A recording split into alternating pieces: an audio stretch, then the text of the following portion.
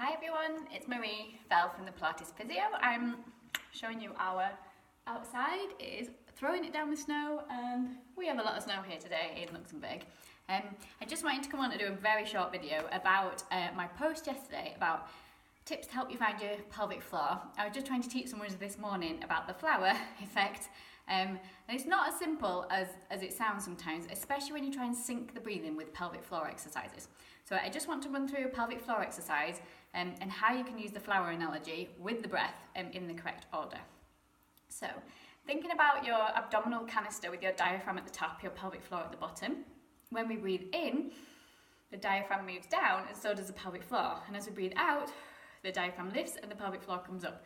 So that's why as we breathe in, we don't really want to be pulling up the pelvic floor when it's naturally going down. So it's as we breathe out that we draw the outlets up and in.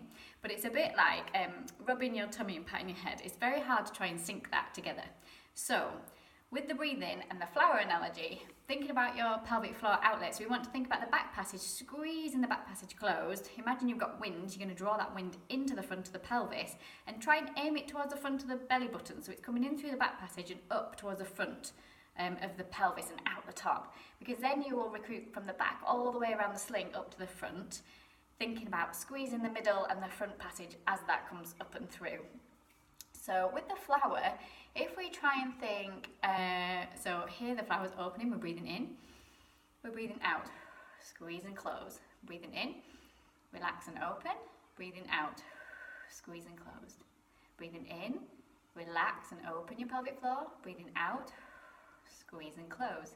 And then just try and think with that analogy, we're lengthening, relaxing, we're squeezing the back passage, we're drawing that wind up towards our belly button region, so through the pelvis forwards and relaxing it down.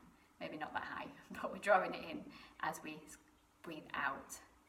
So breathing in, breathing out, breathing in, breathing out. And whilst we're doing our pelvic floor exercises, just be really careful that you're not tilting, so we're not horse riding, and we're not sat there squeezing our bottom, horse riding that way either.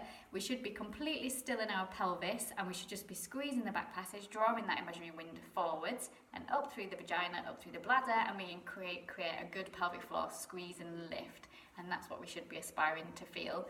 Relaxing the eyebrows, relax the tongue in the palate. A lot of us clench the jaw, don't we? Tongue on the roof of your mouth, separate the teeth and let go here, but just feel the insides tightening and squeezing up and in, and see if you can relax your inner thighs and your bottom, so that again it's just an internal squeeze that you're feeling. And sometimes doing that can help, sometimes it can confuse you.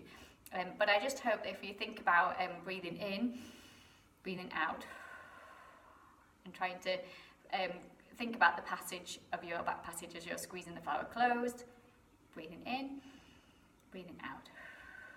So it's very hard to do your pelvic floor exercises correctly because it's a combination and a harmonious synchrony of lots of things. The pelvis position, your breath, the outlets closing, all the outlets closing, coming in synchronization and together. So it's not a simple thing of just sitting there and doing your squeezes as you're watching the telly and feeding the kids. You have to literally concentrate and take some time out of your day to do it. And once you practice, then it becomes subconscious and it's a lot easier to fit in. So I hope that helps with the flower analogy, and enjoy the rest of your day.